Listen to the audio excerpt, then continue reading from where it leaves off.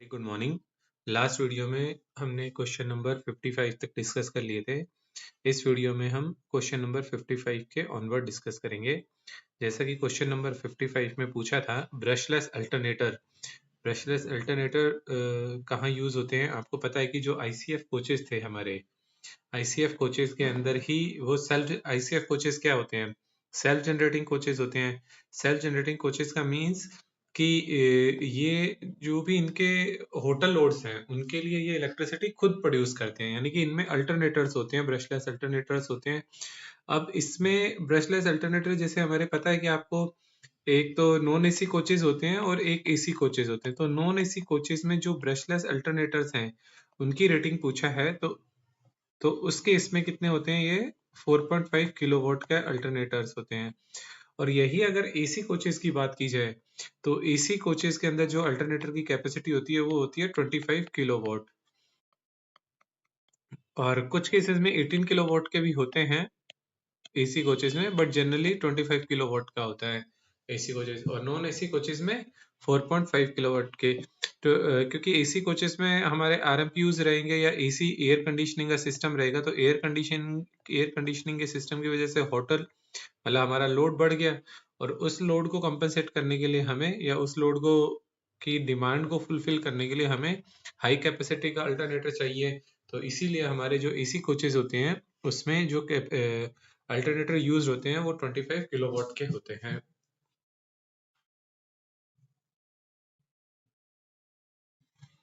Question number 56.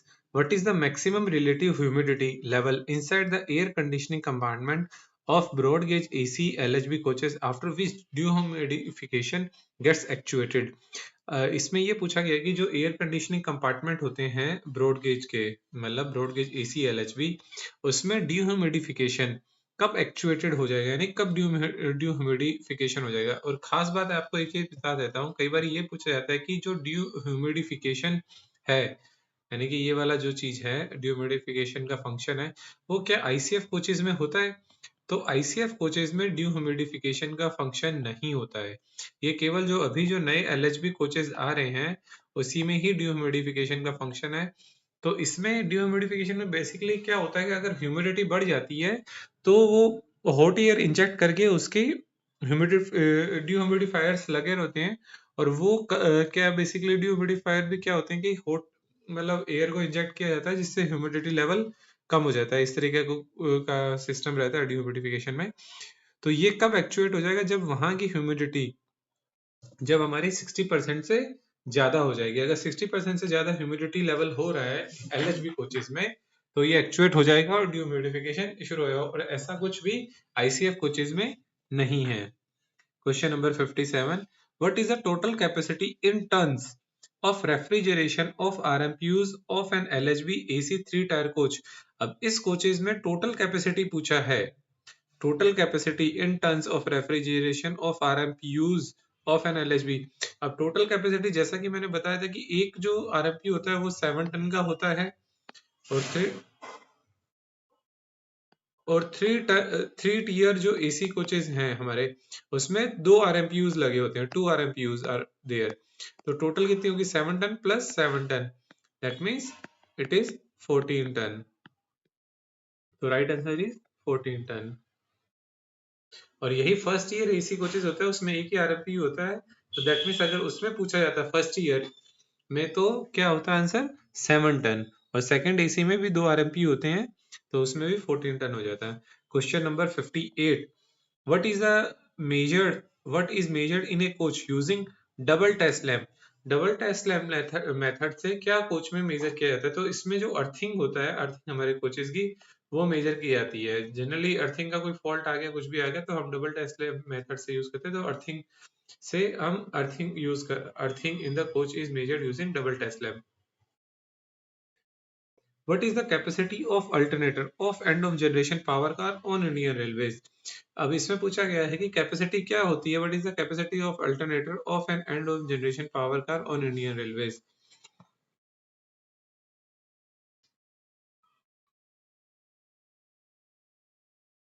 तो ये जो होता है कैपेसिटी अल्टरनेटर की जो end of generation power car में पूछा गया है कि इसमें हमारी कितनी कैपेसिटी होती है एंड ऑन जनरेशन वाले एलएचबी कोचेस में, तो इसकी होती है 500 केवी होता है। पावर कार में जो अल्टरनेटर लगा होता है तो उसमें उसकी कैपेसिटी कितनी होती है 500 KVA. What is the total number of traction motors in EMU coaches, EMU motor coach in an Indian Railways? Total number of traction motor कितनी होती है EMU मोटर कोचेज में इंडियन रेलवेज में? तो हमारी होती है 4। जैसा आपको पता है कि EMU कोचेज जो भी होते हैं उसमें किस तरीके का अरेंजमेंट होता है, बोगी बोगी अरेंजमेंट होता है। इस तरीके से होता है, एक बोगी फिर एक ये रहेगी, दूसरी बोगी एक आगे होगी और एक पीछे होगी। तो टोटल एक्सेल्स कितने हो गए हमारे? 2 बोगी हो गई, दोनों बोगो बोगी टाइप हो गई, और हर एक एक्सेल पे एक एक ट्रैक्शन मोटर रहती है। 1 2 3 4। तो टोटल ट्रैक्शन मोटर होगी 4 एक्सेल्स हो गए, तो 4 traction motor. That means we have in EMU we have total 4 traction motor in a motor coach. What is the purpose of evaporator in air conditioning system? अब evaporator क्या है? हमारी indoor unit है। हमारे स्प्लिट टाइप एसी होते हैं, split type AC में जो इवेपोरेटर होता है वो हमारी जो हमें घर रूम के अंदर दिखता है वो बेसिकली इवेपोरेटर है, इंडोर यूनिट है वो, इंडोर यूनिट। ठीक है, तो इवेपोरेटर के साथ में उसमें क्या क्या रहता है? इवेपोरेटर के साथ में उसमें रहता है हमारा एक कोयल रहती है, उसे हम कंडेंसर कोयल नहीं बोलते हैं, कंडेंसर कोयल हमारी कंप्रेसर के साथ में रहती है, यानी कि वो आउटडोर यूनिट का पार्ट है। जैसे कंप्रेसर और कंडेंसर कॉइल ये दोनों ही आउटडोर यूनिट हैं, और इवेपोरेटर हमारा इंडोर यूनिट का पार्ट है। तो इसमें इवेपोरेटर इंडोर यूनिट का पार्ट है। तो इवेपोरेटर करता क्या है? ये क्या करता है बेसिकली, जो हमारे रूम की जो हीट है, कैसा टेम्परेचर को डाउन करेगा? ये हमारे रूम की जो हीट है, जो हमारा स्पेस जिसको कूल करना है उसकी हीट को ऑब्जॉर्व कर लेगा, यानी कि गर्मी को ऑब्जॉर्व कर लेगा, तो टेम्परेचर कम हो जाएगा, और उस ऑब्जॉर्व हीट को क्या कर देगा and to transfer it to the refrigerant, refrigerant को ट्रांसफर कर देगा। और रेफ्रिजरेंट का हमारा टेम्परेचर कम होता है तो वो उस हीट को ऑब्जॉर्व कर लेगा और कंप्रेसर के थ्रू फिर जो बाहर हो जाएगा हीट। तो नेक्स्ट क्वेश्चन, मतलब इवेपोरेटर क्या होगा? To absorb the heat and transfer it to the refrigerant. Question number 62. What battery operated devices drives the elevator to the landing and opens the door when the evaporator stops in between due to power supply failure or single phasing? ठीक है, battery कौन सी, what battery operated devices drive the elevator to the landing and opens the door when the elevator stops in between due to power supply failure or single phasing? तो इसके लिए जो हमारी battery operated device होती है उसे opens the door, drives the elevator to the landing and opens the door when the elevator stops in between due to power failure, यानी कि पावर फेलियर के केसेस में हमारे उस एलिवेटर को राइट लेवल पे लेके जाना, वो क्या डिवाइस काम करती है? वो है ऑटोमेटिक रेस्क्यू डिवाइस। उसे हम क्या बोलेंगे? ARD, automatic rescue device. Question number 63, what is the function of guide rails in an elevator system? Guide rails का क्या फंक्शन है? तो इसका है कि अलाइनमेंट को बनाए रखना। गाइड रेल्स मतलब गाइड रेल का आपको एक मीनिंग ये होगा कि एक जैसे हमारा एलिवेटर है उसमें साइड में एक रेल बनी रहती है, एक मतलब सिस्टम रहता है गाइड रेल जिसे बोलते हैं, तो उसका मान होता है to maintain the alignment of the system.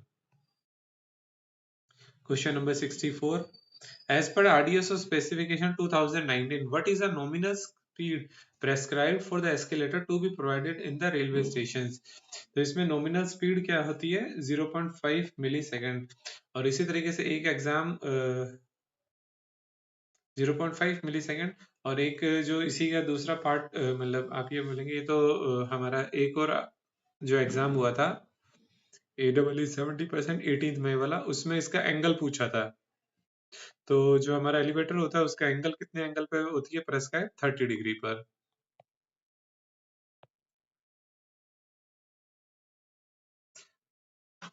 What of the given option is not a part of indoor unit of split type air conditioning? जो स्प्लिट टाइप एयर कंडीशन होते हैं उसमें से कौन सा पार्ट हमारे इंडोर यूनिट का part नहीं है? इवेपोरेटर कॉइल, ये इंडोर यूनिट का पार्ट है। जैसे इवेपोरेटर हमारा अंदर होता है, इवेपोरेटर इवेपोरेटर, तो इवेपोरेटर बेसिकली एक तरीके से इवेपोरेटर कोयल हमारी इंडोर यूनिट का पार्ट है। एक्सपांशन वॉल्व भी इंडोर यूनिट का पार्ट है। एयर फिल्टर भी इंडोर यूनिट का। जो कंडेंसर कोयल है वो बाहर रहती है हमारे, ये कंप्रेसर के साथ है, कंप्रेसर के साथ में हो गया ये कंडेंसर कोयल। तो compressor and condenser coil are the outdoor units and expansion valve, air filter and evaporator जो है इवेपोरेटर कोयल वो इंडोर यूनिट का पार्ट है। Question number 66. As per Indian Railway SOP 2018, what is the power of a DRM to dispense calling of tender for works which are urgent in nature and to accept offers received in response to quotations? जो हमारे Indian railway SOP 2018 है उसमें DRM की क्या powers होती है? What is the power of DRM to dispense calling of tender for the works which are urgent in nature, जो urgent in nature है, to accept offer and offer received in response to quotation के cases में हमारे DRM साहब की क्या power है? तो उसमें ये पूछा गया है कि, क्या क्या लिमिट है उसकी मॉडल एसओपी 2018 के अंदर? तो वो है 10 लाख पर केस। और टोटल कितने केसेस हो सकते हैं? हमारे 12 केसेस तक हो सकते हैं, यानी कि एनुअल जो लिमिट है वो है 1.2 crore, 1.2 CR।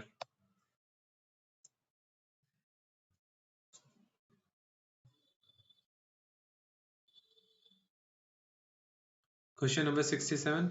Which system empowers the consumer to choose their electricity suppliers from the open market? अभी के टाइम में हमारा जो इंडियन रेलवेज है, इंडियन रेलवेज वो इलेक्ट्रिसिटी जो भी अपने ट्रैक्शन और नॉन ट्रैक्शन सिस्टम के लिए, बेसिकली ट्रैक्शन सिस्टम के लिए तो डेफिनेटली मैक्सिमम जगह ओपन एक्सेस के थ्रू ही हमारे पास में इलेक्ट्रिसिटी आ रही है, और WCR में तो खास करके पूरा ओपन एक्सेस के थ्रू ही आ रही है, जो भी हमारे TSS हैं, traction substation in WCR, or basically I can confirm you that in Jabalpur division all the TSS are running on open access। तो ओपन एक्सेस का मीनिंग क्या हुआ कि ओपन एक्सेस का मीन्स जो हम कंज्यूमर है, कंज्यूमर क्या है, अपन ये बोला जा सकता है कि Indian railways is the largest consumer of electricity, largest consumer है इंडियन रेलवे इलेक्ट्रिसिटी का। अब पहले क्या होता था कि इंडियन रेलवे के पास बाउंडिंग एक थी बाउंडेशन थी कि उसे स्टेट इलेक्ट्रिसिटी बोर्ड के थ्रू ही एक वो परचेज करनी पड़ती थी, स्टेट इलेक्ट्रिसिटी बोर्ड। लेकिन अब क्या हुआ कि जिससे ज्यादा हो गया तो अब इसके पास में, और उसके बाद में वो मोनोपोलाइज्ड हो गई चीजें, वो ज्यादा रेट लिवाई करते थे पावर फैक्टर करेक्शन के लिए और काफी सारी पेनल्टी करते थे। तो अभी फिर बाद में क्या हुआ कि इंडियन रेलवेज इतना बड़ा कंज्यूमर है तो इसको एक ये मतलब लिबर्टी मिली कि ये अपने जो डायरेक्ट जो सप्लायर्स हैं उन्हीं से ही लेगा, और सप्लायर्स अपने जो भी इसको चिपेस्ट रेट में देगा एक तरीके से, तो वो लेगा। और उस मेथड को हम क्या बोलते हैं? Open access. यानी कि ओपन एक्सेस में क्या हो गया कि अब एक फ्रीडम है कि वो जो भी अपने जो सप्लायर्स हैं उनके थ्रू ले सकता है। Just like you want something, मतलब आप ये मान लीजिए कि कोई भी आपको एक आइटम खरीदना है, तो अब आपके पास में एक लिबर्टी है कि आप फ्लिपकार्ट से खरीदें या अमेजन से खरीदें या फिर ब्लिंकिट से खरीदें या कहीं से भी खरीदें, या थर्ड फोर्थ ऑप्शन। पहले क्या होता था कि आप ये मान लीजिए कि उस आइटम को आपको पास वाले अंकल से या एक आधा ही आपके पास में ऑप्शंस रहते थे। अब आपके पास में मार्केट ओपन हो गया है, तो अब आपके पास में मल्टीपल ऑप्शन है, चाहे फ्लिपकार्ट हो, अमेजन हो, ब्लिंकिट हो या एनी अदर शॉप्स आप कह सकते हैं। तो उसी तरीके से अब इंडियन रेलवेज भी अपने जहाँ से उसको electricity best best quality of electricity cheapest rate में मिलेगी वो वहां से खरीद सकता है, तो वो ओपन एक्सेस के थ्रू हो गया। ठीक है, तो question number 68, due to which of the given options does a pump set motors burns during the service? जो पंप सेट मोटर होती है वो अपनी सर्विस के दौरान किस वजह से बंद हो सकती है? तो उसके मतलब जल सकती है, उसका एक सबसे बड़ा रीजन एक ये कह सकते हैं सिंगल फेजिंग।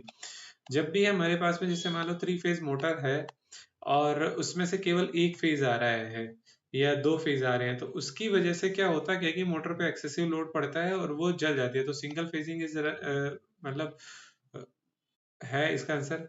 ड्राई रनिंग भी हो सकता है, जैसे हमारे घरों में बोला जाता है भाई खाली मोटर को मत चलाओ, मतलब उसमें लोड होना चाहिए, तो ड्राई रनिंग हो गया। Overloading for a long period of time, अगर उसमें ओवरलोडेड है वो motor for long period of time तब भी ये बर्न हो सकती है। तो all of the given options are correct. Question number 69. What should be the minimum height above the rail level for the new overhead power line crossing above 66 kV and 132 kV crossing? जो नई power line की जो crossings है वो अभी अगर मान लो कोई भी पावर लाइन क्रॉसिंग बन रही है तो उसकी जो हाइट है रेलवे क्रॉसिंग से वो कितनी होनी चाहिए? मिनिमम 15.56 होनी चाहिए minimum. As per Indian Railway Model SOP 2018, which offer from the user department will be required to sign PAC यानी PAC of value 30 लाख. अगर 30 लाख का कोई भी केस है PAC आइटम है मतलब यानी proprietary article certificate proprietary article certificate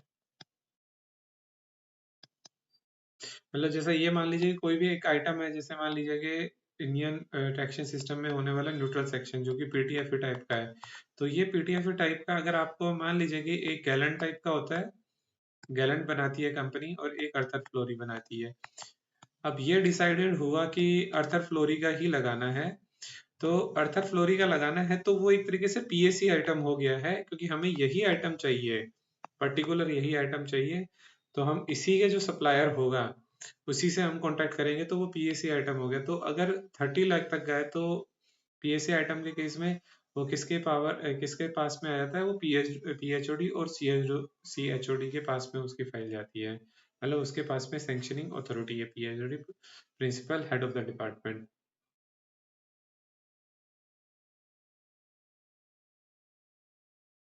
question number 71. What is the tenure of मुख्य राजभाषा अधिकारी इन ए zonal railway?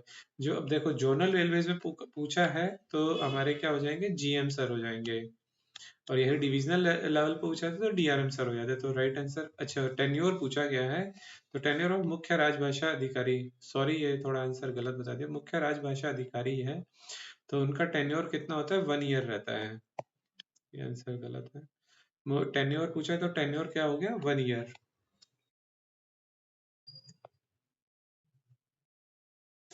Question number 72.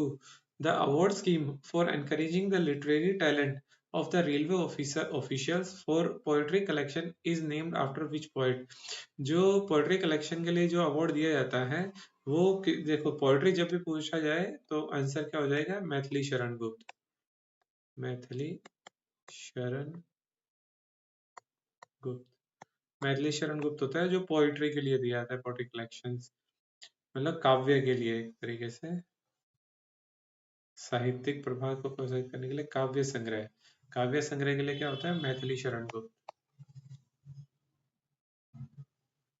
How many courses have been prescribed for the personnel of the central government of India for training in Rajbhasha? कितने तरीके के course prescribed हैं? तो 4 तरीके के हैं प्रवीण प्रबोध प्रवीण प्रज्ञा और I think fourth one is पारंगत. प्रवीण प्रबोध प्रज्ञा I think fourth one is पारंगत. प्रवीण सही है सबसे होता है प्रबोध फिर होता है प्रवीण फिर होता है प्रज्ञा फिर पारंगत इस तरीके से रहते हैं तो टोटल 4 कोर्सेज हैं. Question number 74. Which railway officer is the chairman of zonal railway राजभाषा कार्यान्वयन समिति? इसका आंसर मैं बता रहा था वो लास्ट क्वेश्चन में मेरे से थोड़ा कंफ्यूजन हो गया था. राजभाषा कार्यान्वयन समिति के जो कौन होते हैं जोनल रेलवेज में चेयरमैन होते हैं उसके होते हैं जीएम सर होते हैं. Chairman of Zonal Railway Rajbhasha Karyanvayan Samiti is the GM sir. Question number 75. What is the cash award given to railway officers for giving dictation in Hindi? तो dictation अगर हिंदी में कोई भी देता है रेलवे ऑफिसर तो उसको कितना कैश अवार्ड मिलता है 5000 rupees. Question number 76.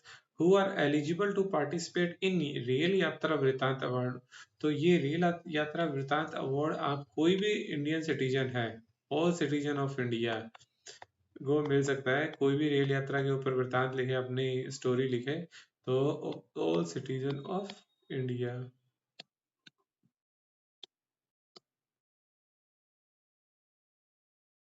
Question number 77. Which writer has written the novel Chitralekha? Chitralekha जो नॉवल है वो कौन से किसने लिखा है? तो उसका भगवती चरण वर्मा ने लिखा था ये राइटर। इनके राइटर कौन है? भगवती चरण वर्मा। चित्रलेखा के चित्रलेखा भगवती शरण चरण सॉरी भगवती चरण Verma. Question number 78. Who put forward the proposal of making Hindi the Rajbhasha in the Constituent Assembly? Who put forward the proposal of making Hindi the Rajbhasha in the Constituent Assembly? तो किसने proposal रखा था हिंदी को राजभाषा मतलब राजभाषा का दर्जा दिलाने में कॉन्स्टिट्यूएंट असेंबली में? किसने प्रपोजल रखा था?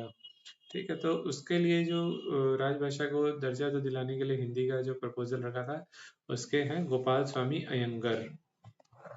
ये सब नाम रिमेम्बर कर लीजिए, कई बार बहुत बारी एग्जाम में पूछे जाते हैं ये आपके डिपार्टमेंटल एग्जाम में। तो प्रपोजल किसने रखा था? Gopal Swami Ayyangar. Question number 79. Of the given option, which language is not included in the 8th schedule? तो 8th शेड्यूल में कौन सी भाषा नहीं है? देखो, उर्दू है, ब्रज भाषा नहीं है, सिंधी है, कोंकणी है। तो आज के टाइम में हमारे हमारा जो 8th शेड्यूल है उसमें कितनी भाषाएं हैं 8th शेड्यूल में? तो अभी के डेट में है 22, बट इनिशियल में ये थी 14 और बाद में 8 भाषाओं को और जोड़ा गया था। तो टोटल अभी के टाइम में हमारे पास में 22 भाषाएं हैं 8th शेड्यूल के अंदर। और इनमें से कौन सी भाषा का इंक्लूडेड नहीं है? ये ब्रज भाषा है। Question number 80. Who has written the novel Anand Math? Anand मठ किसने लिखा था? तो ये बंकिम चंद्र चट्टोपाध्याय ने लिखा था। Who has written the novel Anand Math? Bankim Chandra Chattopadhyay. Question number 81. Where are all public money received for and on the behalf of Government of India as governments on revenue credited to? तो जितना भी पब्लिक मनी रिसीव्ड होता है तो ये किस fund में जाता है? On the behalf of government today as a government on revenue credit to. ये होता है कंसोलिडेटेड फंड ऑफ इंडिया, जिसे शॉर्ट में CFI भी बोलते हैं। फिर जब हमारा बजट बनता है तो इसी CFI से हम अलग अलग सेक्टर्स में डिस्ट्रीब्यूट कर देते हैं पैसा, और जब सारे साल हम जो कमाई करेंगे वो सब CFI में आता रहेगा। तो इसके अंदर CFI में आता गया, फिर लास्ट में जब बजट पेश होता है तो हम अलग अलग वो फंड को अलग अलग अलोकेट करते रहते हैं। इस तरीके से ये सिस्टम चलता रहता है। Question number 82. Which of the given option is correct about a rate contract? देखिए, रेट कॉन्ट्रैक्ट में क्या रहता है कि एक टाइम पर्टिकुलर टाइम ड्यूरेशन है, उस टाइम ड्यूरेशन के अंदर वो सप्लायर जो है एक पर्टिकुलर मतलब क्वांटिटी उसमें फिक्स नहीं रहती है, क्वांटिटी इज नॉट फिक्स, ठीक है, बट उसका क्या कर दिया कि रेट फिक्स कर दिया। सपोज कीजिए कि एक सप्लायर है, उसको सीमेंट बैग प्रोवाइड करने हैं और 1 ईयर तक, ठीक है, 1 ईयर तक सीमेंट बैग प्रोवाइड करने हैं। अब उस सीमेंट बैग का क्वांटिटी फिक्स नहीं है, उसको जब भी रेलवे बोलेगा कि हाँ मुझे 10 बैग चाहिए तो उसको 10 बैग ला के दे देने हैं, उसको 50 चाहिए 50, और उसमें क्या रहेगा, प्राइस फिक्स रहेगा। जब हमारा सप्लायर हुआ तो हाँ भी 500 रुपये मान लीजिए कि पर बैग रहा, तो उसको 500 रुपये मिलेगा पर बैग लाने के, चाहे वो पूरे साल में 1000 रेलवे वाला बोलेगा कि नहीं हमें 1000 बैग चाहिए तो 1000 लाने पड़ेंगे, लेकिन ये क्वांटिटी फिक्स नहीं रहती है। इसके इस वाले रेट कॉन्ट्रैक्ट में क्या फिक्स रहता है? प्राइस और टाइम ड्यूरेशन, दो चीजें फिक्स रहती है। तो इसका क्या है? क्वांटिटी इज नॉट स्पेसिफाइड, ये बिल्कुल सही। What is correct about? Quantity नहीं स्पेसिफाइड होती है। Delivery period is not specified, delivery period is not specified. Delivery period तो स्पेसिफाइड होता है कि हमें कि उतना टाइम में देना है। Rough estimate of quantity is given, quantity is to be supply, quantity to be supplied is fix नहीं, quantity to be supplied fix नहीं होता। केवल क्या फिक्स होता है? रेट होता है। रेट कॉन्ट्रैक्ट में केवल रेट फिक्स रहेगा। ओके, डिलीवरी पीरियड भी फिक्स रहता है, in not specified, delivery period fix रहता है उसमें। तो राइट आंसर क्या होगा? Quantity is not specified and what is specified? Rate. Your option is correct about the rate of quantity fixed नहीं रहते हैं। क्वेश्चन नंबर 83, और to which PU is the electrical energy bill both traction and non traction is booked.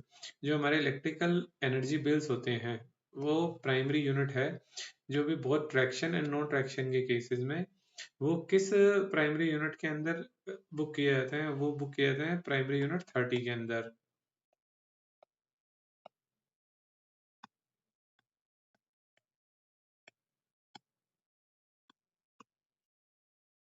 To which PU is the electrical energy bill both traction and non traction book? PU 30. Question number 84. What is the plan head 4200 for? 4200 जो plan head होता है वो किसके लिए होता है? Workshop and other production unit के लिए होता है। 4200 is for workshop and other production unit. And the for what is the plan head 3600 for? ये होता है other electrical works. 3600 other electrical works.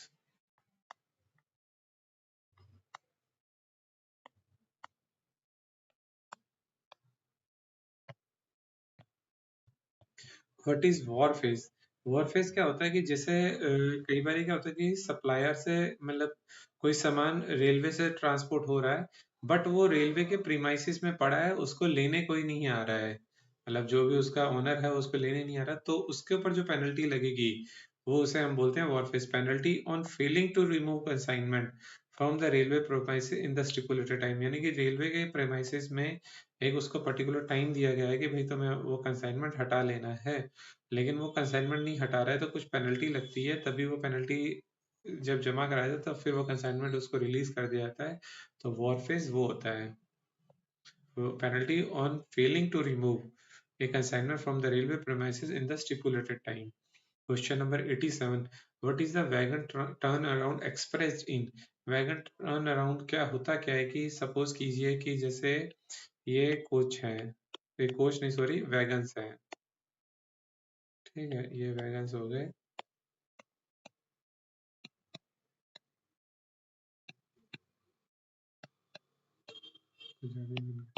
यहाँ पे कोल माइंस है, ठीक है, ये कोल माइंस हो गई, कोल माइंस के पास में यहाँ पे कोयले की लोडिंग हो रहा है, इनमें कोल की लोडिंग हो गया। फिर ये एनटीपीसी का कोई प्लांट है, मान लीजिए कि let us assume it's far away from the 100 kilometre, 100 नहीं सॉरी 1000 किलोमीटर, ठीक है।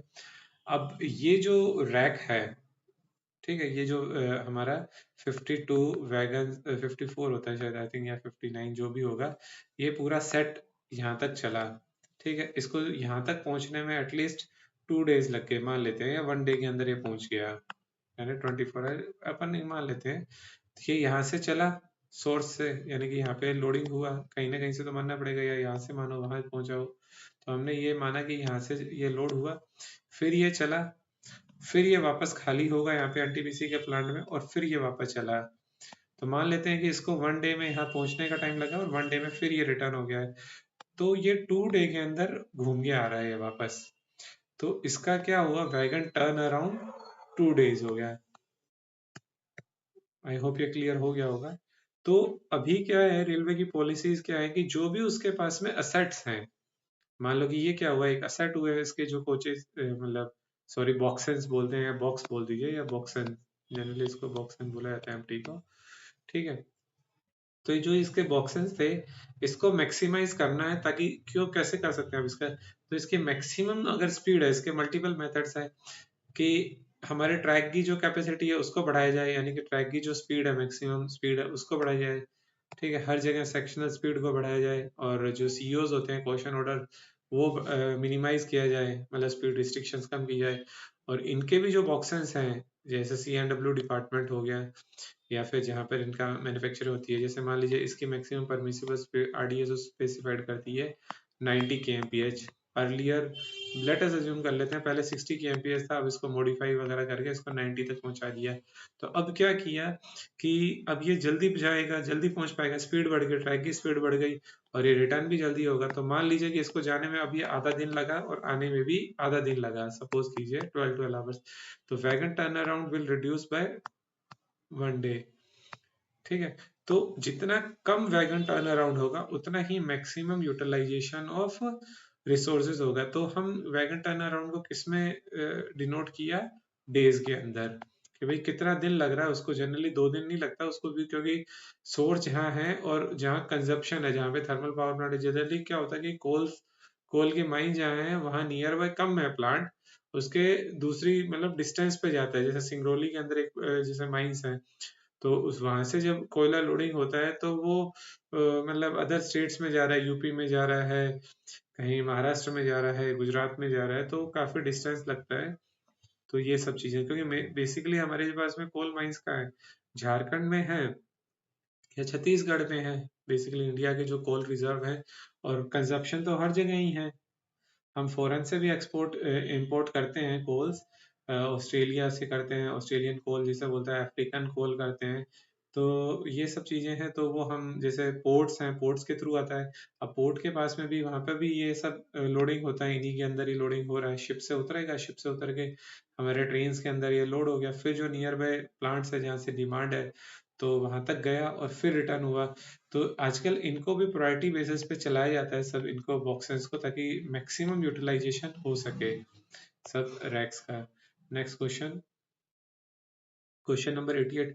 As per Indian railway, as per Indian Railway model SOP, who has full power to waive refund wharfage और डैमरेज चार्जेस। वारफेज चार्जेस मैंने बता दिया था कि अगर कोई भी कंसाइनमेंट रेलवे प्रोवाइसेस के अंदर रखा गया, कोई भी पार्सल आया और पार्सल आप लेने नहीं गए, तो उसके ऊपर एक स्टिपुलेटेड टाइम में तो रेलवे फिर उसको पे पेनल्टी लगाएगा कि भाई आप हटाओ, क्योंकि उनका जो मतलब एरिया है वो ऐसी वेस्ट जा रहा है, वो वारफेज हो गया। और डैमरेज चार्जेस क्या होते क्या हैं, जैसे कि जो प्राइवेट साइडिंग्स हैं या रेलवे की साइडिंग्स है, मान लो, और यहाँ पे कोयले की लोडिंग करना है, तो प्लेसमेंट दे दिया इस तरीके के, जब भी रैक आया उस पार्टी को बोल दिया गया कि भाई कि प्लेसमेंट मिल चुका है, अब तुम अपना लोडिंग स्टार्ट कर लो।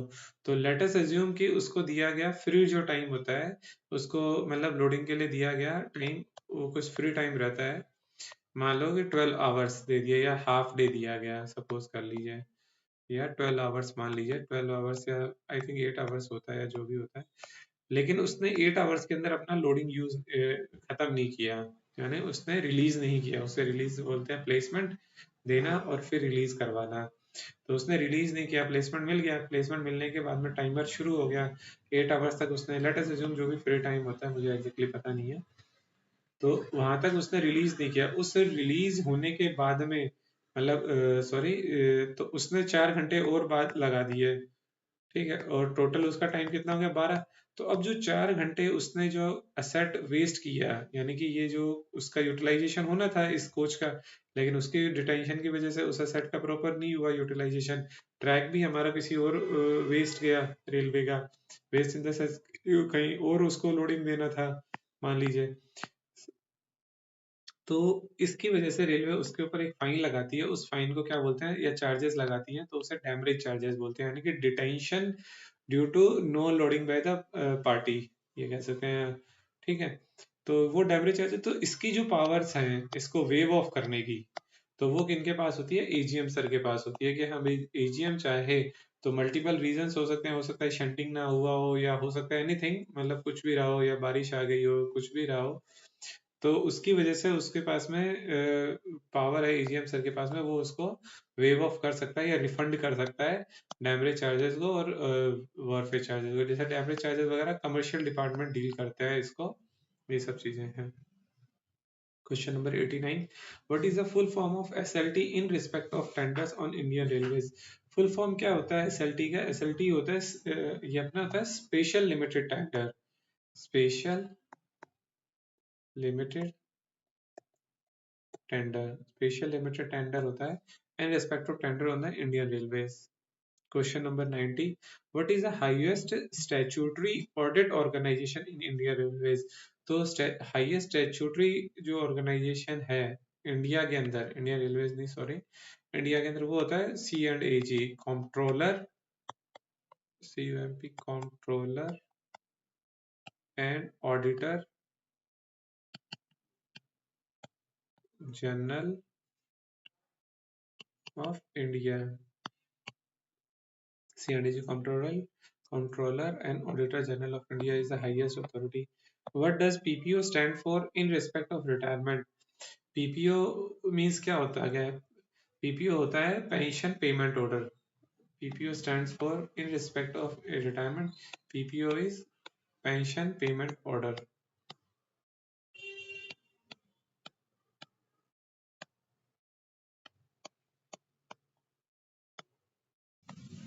PPO is pension payment order. Question number 92. What is the ex gratia lump sum compensation for the staff on duty in Indian Railways as per the 7th CPC? अब इसमें पूछा गया है कि ex gratia lump sum compensation कितना दिया जाता है स्टाफ को अगर ऑन ड्यूटी हुआ है तो कोई भी, तो उसका होता है 25 lakhs। इसे शायद आई थिंक DCRG कह सकते हैं, डेथ कम रिटायरमेंट ग्रेजुटी, या 25 lakhs रहता है। Question number 93. What is the minimum guarantee kilometer allowance paid to the running staff for the Indian Railways? तो वो होता है at the rate 120 kilometers. They shall be paid 120 kilometer for the full stipulated duty hours. पूर्ण निर्धारित duty घंटे के लिए 120 kilometre की दर से भुगतान किया जाता है। कई बार क्या होता है क्या है कि जैसे मान लीजिए कोई भी लोको पायलट है या असिस्टेंट लोको पायलट है या शंटर है, उसको यार्ड के अंदर ही शंटिंग कराया गया लगभग 6 घंटे से अबव, तो क्या होता क्या है कि उसने एक्चुअल में तो किलोमीटर ट्रेवल नहीं किया। जैसे मान लीजिए ये यार्ड है, सपोज कीजिए काफी बड़ा सारा इस तरीके से, और कहीं कहीं शंटिंग हो रहा है कि यहाँ से इधर कोच काट रहा है, वो इधर जोड़ रहा है, इधर कर रहा है, कुछ भी कहीं प्लेस कर रहा है कोई गाड़ियों को, या ऐसा कुछ भी एनीथिंग सिनेरियो हो सकता है। तो लेकिन एक्चुअल में तो वो क्या कर रहा है, इधर से उधर हो रहा है। तो एक्चुअल में उसने डिस्टेंस नहीं की। जैसे पैसेंजर का लोको पायलट होता है तो वो एक सोर्स से चलता है, सपोज कीजिए कि मतलब दिल्ली से चला और लेट अस अज्यूम 1000 किलोमीटर तक उसने ट्रेवल कर लिया, तो उसके किलोमीटर्स तो ज्यादा बन जाएंगे। बट इन केसेस के या 500 किलोमीटर ट्रेवल कर गया वो, सपोज कर लीजिए, तो उसके किलोमीटर एक सिंगल 500 तो नहीं कर पाएगा, या कर भी लेते हैं राजधानी वगैरह के हैं तो वो कर लेगा, मान लो कि 7 8 या 9 घंटे की जो भी ड्यूटी है, तो उसके किलोमीटर तो अच्छे बन गए। बट जो लोको पायलट है जो किसी यार्ड में पर्टिकुलर शंटिंग शंटिंग ही कर रहा है, तो उसके किलोमीटर्स तो हुए नहीं है। मतलब वो एक्चुअल में तो और वो भी तो काम तो कर ही रहा है, तो उसको अलाउंसेस, तो उसके इसको अवॉइड करने के लिए क्या किया रेलवे ने कि भाई कि आपको मिनिमम जो अलाउंस है, अगर आपने मतलब इस तरीके का केस है, तो उसको 120 किलोमीटर अलाउंस तो मिलेगा ही। ठीक, they shall be paid at the rate of 120 kilometer for the full stipulated duty hours. Question number 94. What is the current permissible HRA as per the 7th CPC for X oblique A class city? जो permissible HRA रहता है A class city के लिए, या X भी बोल सकते हैं उसको, तो उसके लिए रहता है 30%। Y क्लास बोलिए या B बोलिए तो उसके लिए रहता है 20%। Z क्लास या C क्लास जो बोलिए उसके लिए रहता है 10% HRA। 10% किसका होता है? बेसिक का होता है। What is the given option is the rate of Government of India contribution in the PF account of subscriber in Indian Railways। तो rate of government of India contribution ये पूछा है, तो वो कितना रहता है जो equal to the contribution of PF subscriber. Government of India का कितना रहेगा जितना उस पीएफ सब्सक्राइबर का कंट्रीब्यूशन है। Question number 96. What is the minimum distance to be traveled from the headquarter for claiming traveling allowances on Indian Railway? तो minimum kilometre कितना चलना होता है? 8 किलोमीटर से अब चलेंगे तब ही जाके distance should be greater than 8 kilometre, तब ही टीए भर पाएंगे। अगर 8 किलोमीटर से कम है आपका डिस्टेंस तो टीए क्लेम नहीं कर सकते हैं आप। Question number 97. For what time are the NDA hours, night duty allowance hours, counted for the duty performed in the night shift on Indian Railways? तो ये होता है 22 से 6। 22 से 6, तो राइट आंसर क्या हो जाएगा? 10 PM to 6 AM। Question number 98. On India Railways, for which minimum distance is the CTG paid for transfer involving changes in the location of the stations? तो ये पूछा गया कि minimum distance for which minimum distance is the CTG paid for the transfer involving change in the location of the station. देखिए इसमें क्या है, एक तो लोकेशन चेंज होनी चाहिए, और दूसरा कितना डिस्टेंस ट्रेवल होना चाहिए, minimum distance for which the minimum distance is the CTG paid with the transfer involving change in the location of the station, तो वो 20 किलोमीटर होना चाहिए। 20 किलोमीटर से ज़्यादा है और लोकेशन चेंज हो रही है तभी CTG मिलेगा।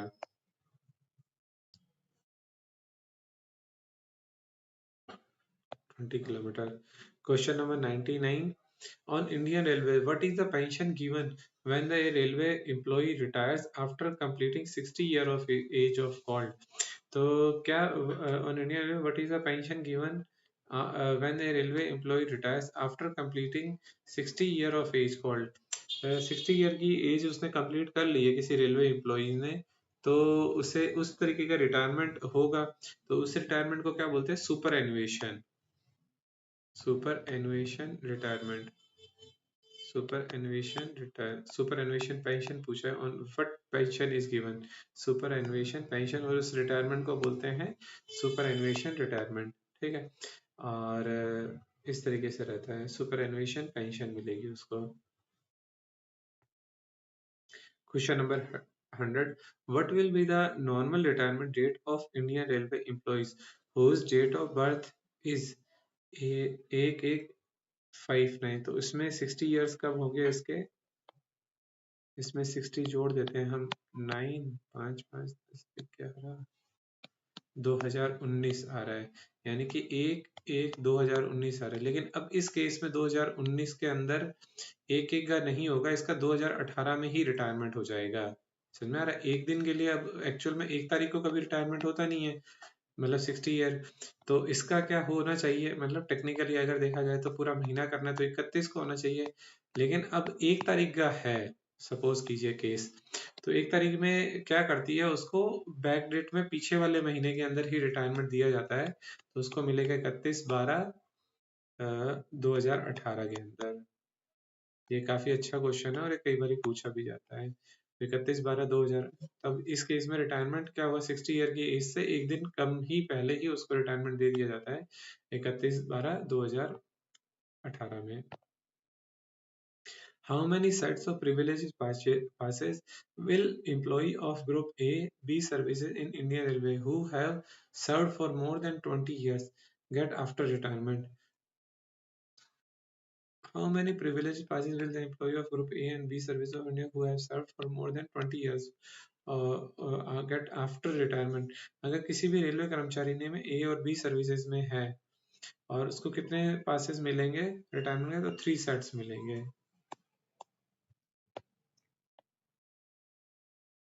If an Indian Railway pensioner is between 80 to 85 year of age, what will be his additional pension in percentage over the pension at the time of superannuation? अगर 80 से 85 साल का है तो उसको एडिशनल पेंशन रहती है, आई थिंक 20% इसका रहता है, मैंने बताया भी था, 80 90 100 और शायद 80 से 85 रहता है। 80 to 85 के लिए एक स्लॉट है, फिर 85 to 90 के लिए है, फिर 90 to 95 के लिए है और 95 to 100 के लिए है। 95 to 100 के केसेस में 100% इंक्रीमेंट हो जाता है, इस केस में 40 हो जाता है, इस केस में 30 हो जाता है, इस केस में 20 हो जाता है, ये रहता है। 80 to 85 का अगर केस है तो उसमें 20% रहेगा, फिर भी आप इसको कंफर्म कर लीजिएगा। आई थिंक यही है, 80 से 85 में 20% एडिशनल पेंशन मिलती है, फिर 85 से 90 में 30% एडिशनल है, 85-90 में, 90 से 95 में 40% है, और 95 से 100 के केस में आई थिंक 100% है। फिर भी इसको मैं एक बार कंफर्म कर लूंगा, आप ही करिएगा इसको confirm. Question number 103, what is the standard form used for order of suspension under DAR on Indian railways? Used for order of suspension, order of suspension के लिए SF1 रहता है, SF1 से SF4 सब सस्पेंशन से related, SF1 SF2 SF3। SF1 होता है order for suspension, order for suspension, और SF4 होता है अपना for revocation of suspension, for revocation of suspension I think. फिर एक होता है SF3 डीम्ड सस्पेंशन, SF1। एक होता है डीम्ड सस्पेंशन, और एक होता है कि जो स्टाफ एम्प्लॉय जो भर के देता है कि मतलब कि उसने ये नहीं किया है, मतलब ये उसके लिए, तो वो SF3 के अंदर बढ़ता है। रिमूवल फॉर्म थे या application for the removal of suspension order, इस तरीके से रहता है। SF1 से SF4 सारे सस्पेंशन से रिलेटेड है। SF1 order for the suspension, SF2 I think deemed suspension होता है, और इसके लिए होता है प्ले फॉर द मतलब सस्पेंशन को रिमूवल करने के लिए SF4 रिवोकेशन ऑफ सस्पेंशन। इसको भी एक बार क्रॉस चेक करेंगे। Question number 104, what period in police custody is sufficient to consider an Indian Railway employee in deemed suspension? तो ये 48 आवर्स से ज्यादा होती है तो फिर वो डीम्ड सस्पेंशन माना जाता है। What is the full form of PREEM in respect of industrial relation on Indian Railways? प्रेम क्या होता है? Participation of railway employees in management. Participation इसका right answer, participation railway employees in management, I think ये सही है। Participation railway employees in management ये रहता है इसका, इसको रिमेंबर कर लीजिए। What is the full form of HRMS, human resource management system? Human resources management system. Question number 107, what is the full form of ICMS, integrated coach management system? Integrated coaching management system, integrated coaching management system। Question number 108, in which year did the pension scheme started in Indian Railways? pension scheme कब start हुई थी? ये हुई थी 1957। on which year did the pension scheme start in Indian Railway? 1957। who is the chairman of headquarter level committee in SBF, staff benefit fund? Headquarter level में कौन होते हैं? PCPO साहब होते हैं, principal chief personnel officer. Who is the chairman of headquarter level committee of staff benefit fund? तो उसके होते हैं PCPO सर। SBF के हेडक्वार्टर लेवल कमेटी के कौन होंगे? PCPO। Question number 110, how many days child care leave can be granted to a woman railway servant in Indian Railway in his entire tenure? entire tenure में 365 into 2 यानी कि 730 days मिल सकते हैं child care leaves के।